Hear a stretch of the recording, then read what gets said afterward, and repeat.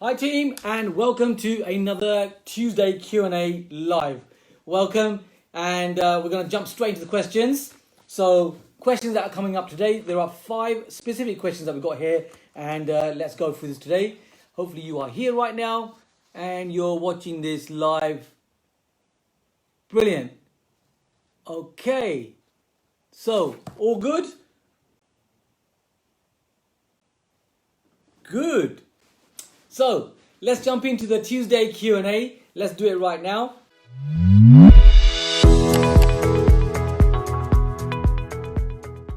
Right now, I have 5 questions from you team that you've been asking. So, questions from the Premier Property Inner Circle. And I'm going to jump straight into the first question. And this is from Andy Jones. So, very easy, specific question. And Andy's asking, end of terrace houses, are they a good idea to buy, or are they not? You know, do you buy end of terrace houses or do you not buy end of terrace houses?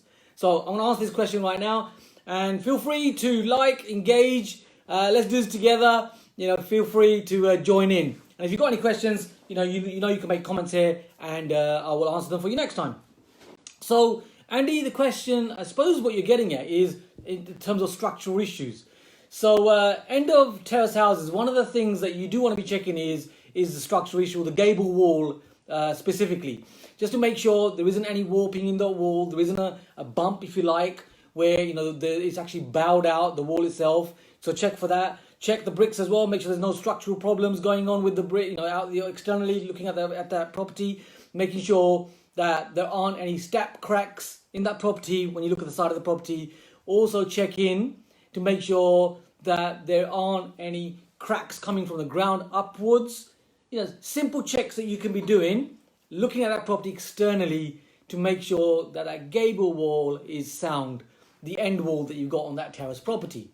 So, provided structurally the property makes sense, and then, of course, we are happy and we do this at Premier Property. We buy properties where they are end of terrace, and in fact, it can actually help you with many different strategies, such as HMOs, because you've got different entrances and so on. So many things that you can be doing. Flat conversions become much more possible with end of terrace houses as well. And the answer is absolutely yes. Just do your due diligence and check for the structural changes like I've just shared with you. Hope that answers your question there, Andy. So loving the questions. Next up, what we've got here is another question. And this is by Melise. So Melise is in service accommodation. Melise is in our Premier Property community, and Melise is asking, so I'm just reading it here off the cuff, what terms and conditions do I need to have in place to ensure that a short-term rent of 2 months, which will be looked at monthly, doesn't turn into an AST for my service accommodation? So I get what you're saying, Melise. So if I understand your question correctly, so you're basically thinking about using an AST and a short-hold tenancy agreement for your service accommodation. Now, here's the thing. Now, at Premier Property, we have a company which we have set up for the last 6 years in service accommodation.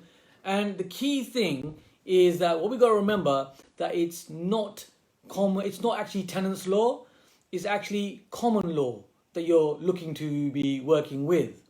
So what does this mean, and how do you see this? Well, at Premier Property, we don't use the ASTs for short-term accommodation. We actually use a company-let agreement.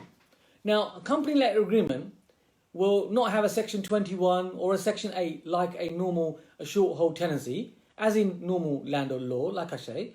It will more be around the fact that it's a common law situation. So there is no Section 21 or Section 8. What you actually have is Section 25. And you are not dealing with tenants. You're actually dealing with guests. So many of the things that apply in ASTs do not apply in company-let agreements. So you need to be aware of this. So think of it like a hotel, right? Like in a hotel, if the guest doesn't pay, but if someone hasn't checked in by 11 o'clock or 12 o'clock, whatever the checkout time is, they are within their rights to take the goods, move them outside, and bring another guest in. They can do that because it's exactly marrying into what I'm sharing here with you. So it's not landlord law, it's common law. So that's what you got to really remember. Now, once you've got this in place, then that's absolutely fine. By using like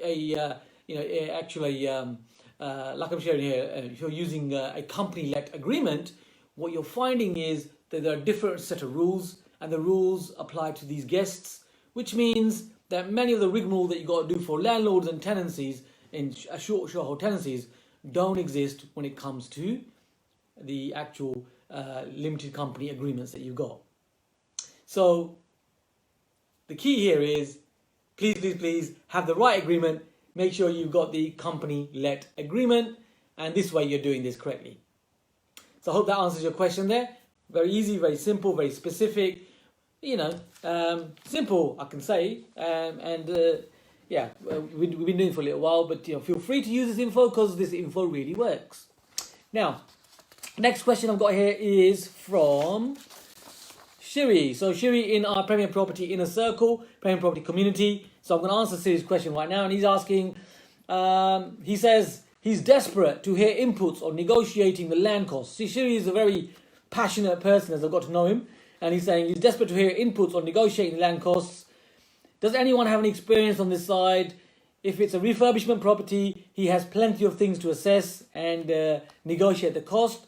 But when it comes to land, he's put question mark in his passionate way. So Shiri, it's a good question. So how do you actually measure, right? How do you measure what you're putting on land? How do you work out, what you should pay for that land? What should be the figures? So let's assess this. Now, there are 3 specifics that you need to know about this. Firstly, think of what you are putting on that land.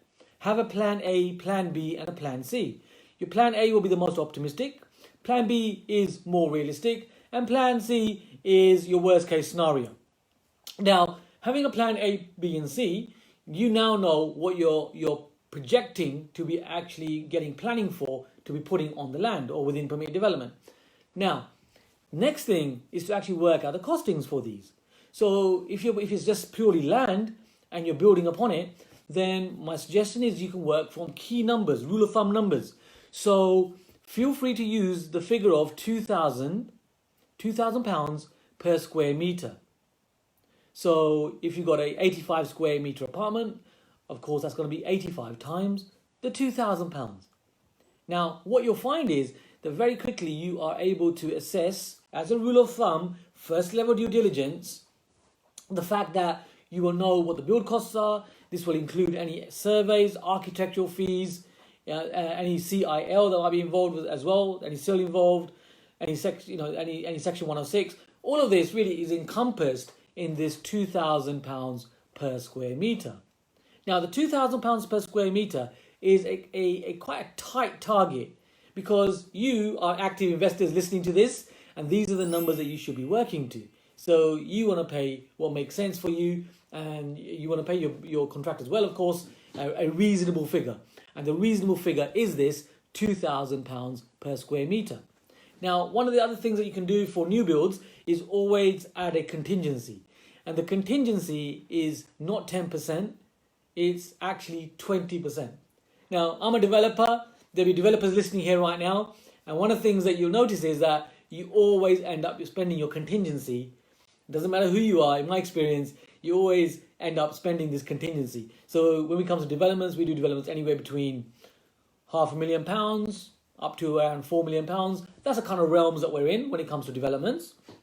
And you always need your contingency, and you always end up spending your contingency.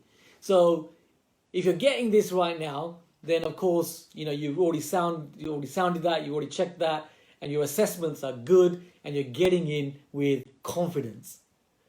Feel free to use that figure.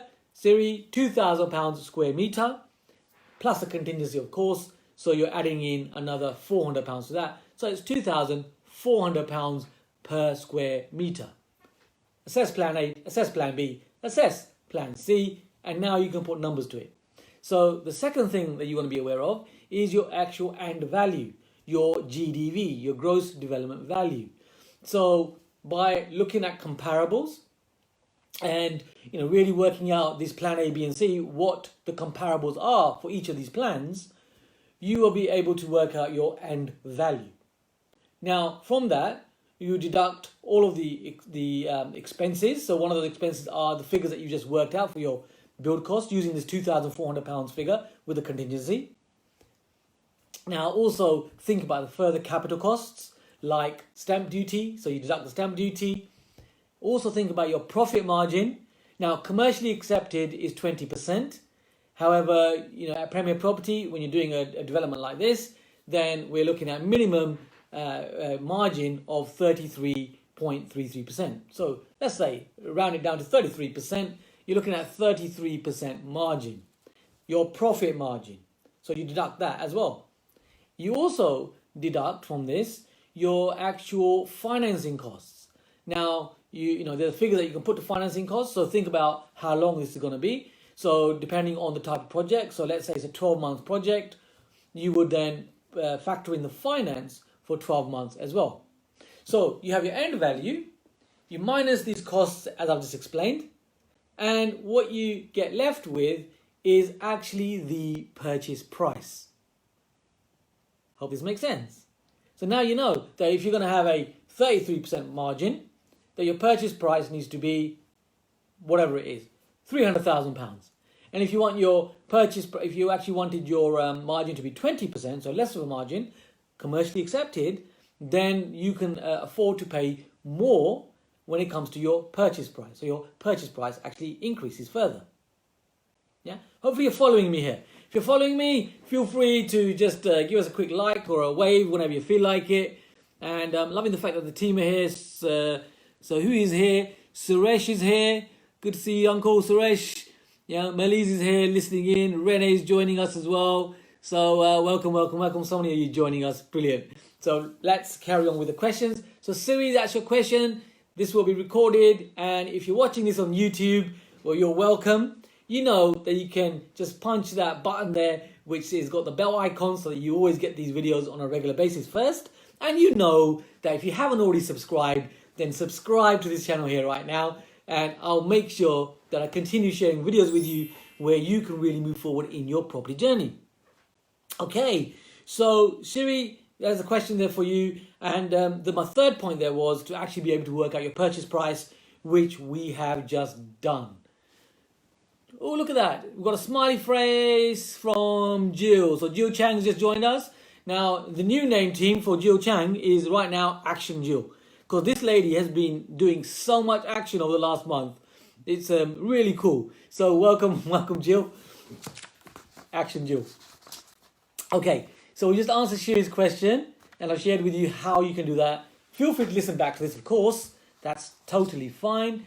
And now we're going to move on to the... Oh, look at that. We're already on to the fourth question here.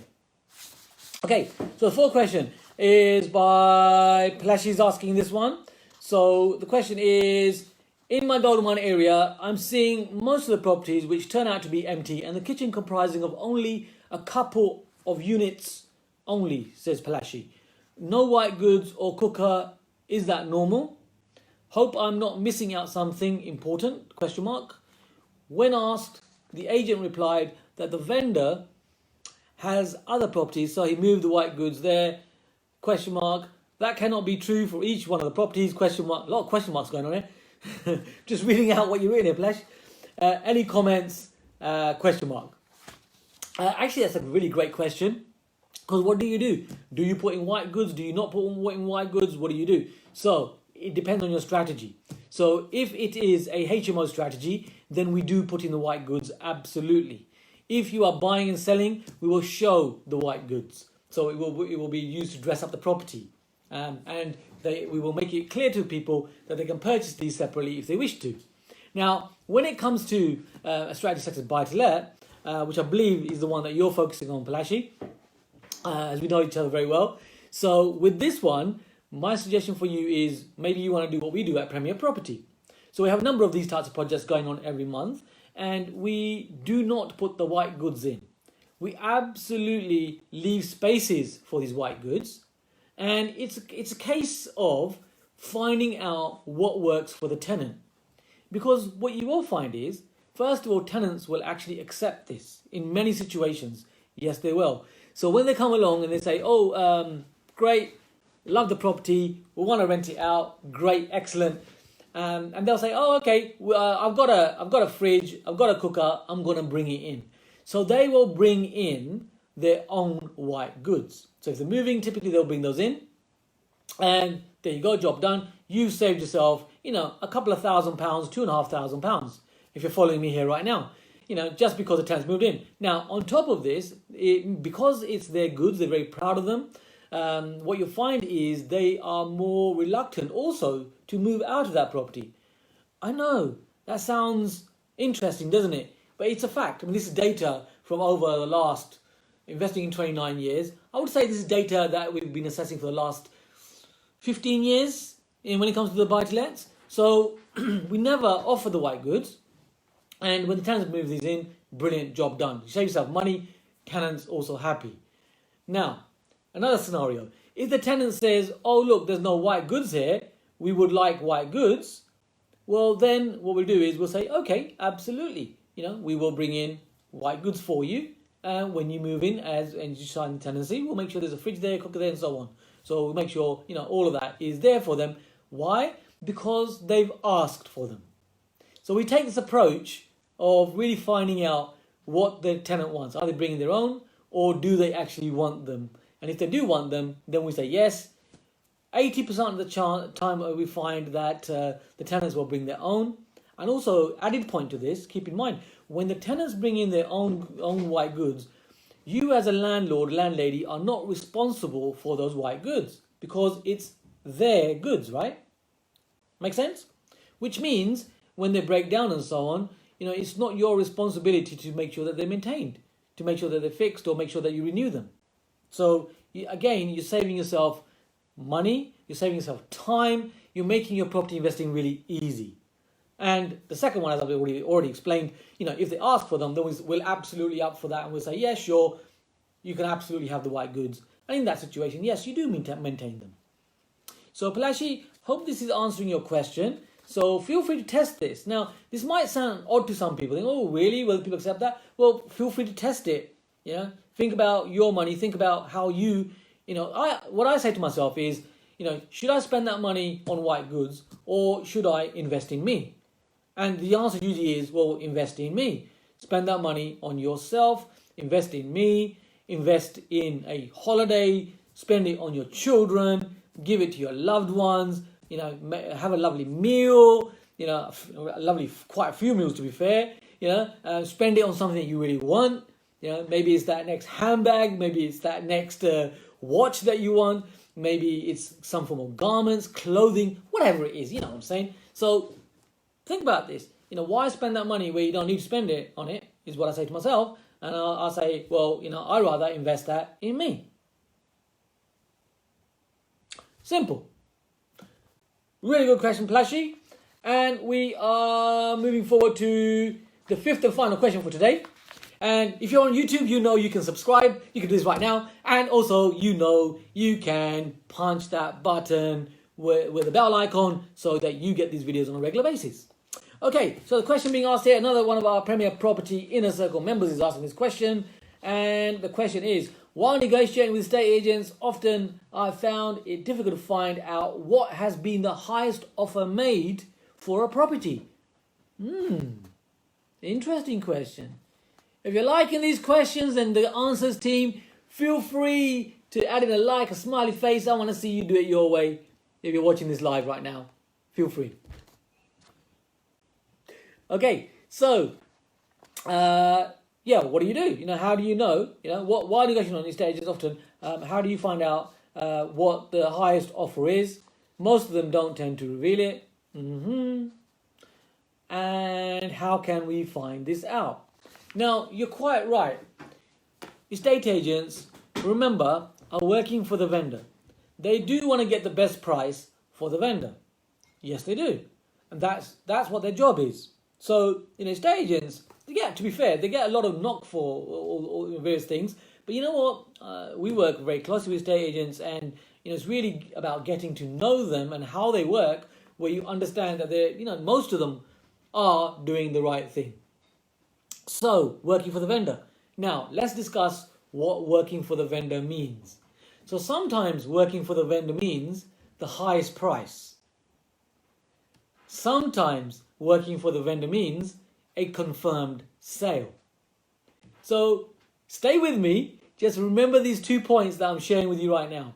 So you really need to understand where the estate agent is actually coming from. So let's go deeper together with this. Hey Anna, Amita, good to see you here. Who else is joining us? I can see on the screen. We've got Pearl joining us in our Premier Property community. Jill's already joined us. There's a number of you here. Lovely. And if you're watching this on YouTube, remember this will be coming to you on a weekly basis. Absolutely. And I'd love to hear your comments, by the way. If you're watching this on YouTube, feel free to comment. And if you have any questions, absolutely fine. Just put them in the comment section at the below. You know where that is. And I will do my best to answer your specific questions. So happy for you to do this, okay? So, question being asked, what do you do? So, remember there's 2 realms. Now, in the situation where the vendor, where the estate agent is working for the vendor and they want to get the highest price, they are not typically going to divulge the figures with you. So, what can you do? So, what you can do is you can ask, rather than asking, what's the offer that you've had recently, you can gauge that and you can ask. Now, so how this would work, so let's say the acceptance price, so let's say there's an offer made of £200,000 on a house, let's say. So an offer was made on a house at £200,000, but you don't know that. So what do? Well, what you can do is you can absolutely ask the estate agent, say, Mr. Madam Estate Agent, and you can use these specifics, and you can do this in your way. You say, Mr. Madam Estate Agent, I want to put an offer in this for you. I want to put an offer on this property. However, I am conscious that I don't want to be wasting the vendor's time and I don't want to be wasting your time. So, is it any point me putting in an offer of £180,000? Have you had any offers above this figure? Is there any point me putting this figure in? Now, when you say this directly in this way, the estate agent will actually help you and guide you. And they'll say to you, well, I would say it needs to be higher than that because we've had offers higher. Brilliant. Now you've got a piece of information. Now you can work with this. So now if you've already done your numbers, so you know how high you can go up to, you know your numbers. So you then say, well, okay, well, I understand that. So how about if I was to make an offer, at 190,000, what do you think? Do you think that that is worth putting forward in the same way? And again, the agent's going to come back and say, oh, no, it needs to be considerably higher. Then you ask the question, so what would be considerably higher? So you're kind of feeling where they are with the price. So what would be considerably higher? So if I was to put in an offer of 200,000, at this point, you're going to look at their face, their body language. You're going to get some kind of indication on where they are with this. And they might even say to you, oh, well, 200,000... it's pretty close. We've had offers around that. You see? You're kind of getting the body language. You're kind of getting the feeling that they're on your side. They're trying to help you, but they're also working for the vendor. So you then say, okay. So now you can feel that you're getting warmer to the figure. So you then say, okay. Well, how about if we go in and I really push over the line, and I came in with an offer of 205,000. Now, at this point, where the estate agent knows that the offer already made was 200,000, they won't tell you that, like what I mentioned. But what they will say at this point is, okay, 205,000, is that your offer? And you say, yes. Then they'll say, I'll put that forward to the vendor. Which means now you've gauged very gently, in stages, you've nudged to find out what the actual offer is. You've assessed their body language and you've now put in an offer. And when they say these languages, the specific language I'm sharing with you here, feel free to listen to this again. What you will find is that your offer will be presented and you have a very strong chance of your offer being accepted.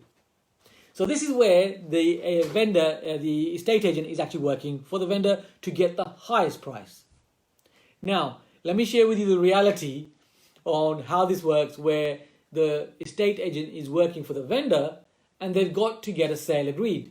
Because the vendor sometimes doesn't know the fact that they need the sale to happen. They might be in a chain, and so on. So, the estate agent is aiming to help them and get the best price for them as well. So in this situation, and this happens as you build rapport with the estate agents. There's many tips and ways and methods that you can do this, and I can share this with you with more questions and time, of course. So once you've got this relationship, you can then ask, in a similar way, but it's a little bit more, how can I say, it's warmer, it's closer. The estate agent knows you better. They understand that you're really good for this, that they need you as an investor to get a confirmed sale. So they're looking for the confirmed sale. So you can just literally ask, so I want to make an offer and I'm looking at the region of £200,000. Do you think it's worth making an offer at 200,000? Do you think that will be accepted? Have you had any offers around the £200,000 mark? And sometimes it happens, the estate agent will actually blurt out, well, we've already had an offer of 200,000. Brilliant. They shouldn't be telling you that. But sometimes, estate agents are passionate. They want to get the sale agreed and they want to do the right thing for the vendor. Get a confirmed sale. Like what I say, they know you're good. And for this reason, these kind of sentences do get blurted out. So when that happens, you now know what the offer is. Simple as. So 2 ways that you can do this. Hopefully you're enjoying this Q&A.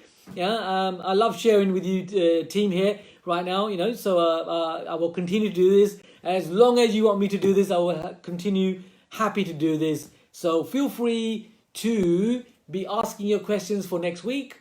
And as I mentioned, feel free to subscribe, ask questions, and join in. And if you've got any questions, if you're watching this on YouTube, I will answer these questions as well, just from my humble experience over the last 29 years in property investing and developing. So feel free to use these. It's Cam Devady at Premier Property. I'm loving this, sharing with you, and I will see you on the next Q&A, same time, same place next week. Click subscribe. See you then.